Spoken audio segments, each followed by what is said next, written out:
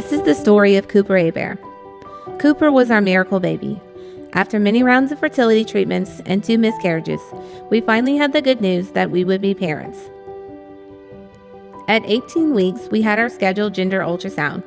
We found out he was a boy, but we also found out that he had a rare heart condition. In basic terms, he was born with half of a heart. My OB was a high-risk doctor, so he was absolutely perfect to handle this pregnancy. He presented us with a few options.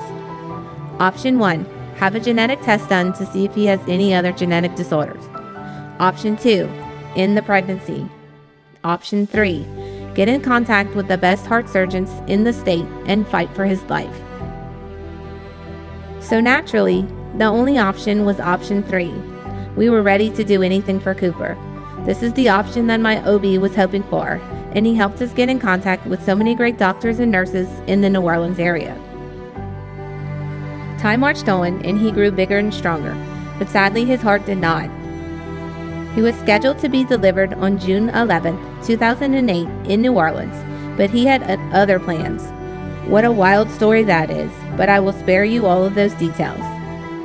He was born on June 6, 2008, weighing in at over 8 pounds. He had a head full of hair and was such a healthy shade of pink, he did not look sick at all.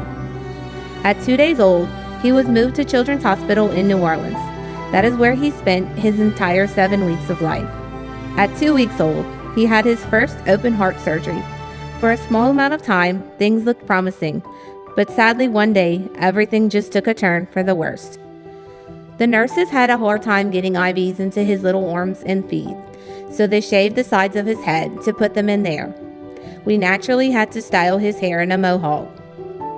Cooper loved the sound of birds chirping on his sound machine. It was the only sound that kept his heart rate steady. I remember on the day he passed away, we walked into his hospital room and his little limbs were purple.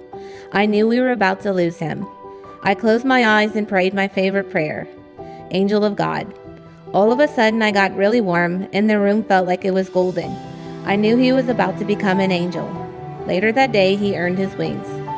During these 7 weeks, we lived in New Orleans, so we could be with him every day. Upon returning home, our yard was filled with cardinals. You know, the little chirping birds with mohawks. I knew this was him telling me he was okay and that he would always be there with me. My house is decorated with cardinals. We have a little cardinal family that lives in our oak tree, and heck, I even have a cardinal tattooed on my back. I made myself and Cooper the promise that it would never let his short time in this world be forgotten. He touched the hearts of so many of his doctors and nurses so deeply, they still keep in touch with us today. Now I have given his story to you, and I pray that you will keep him in your heart. Every life is worth fighting for, and every life is so precious. Thank you.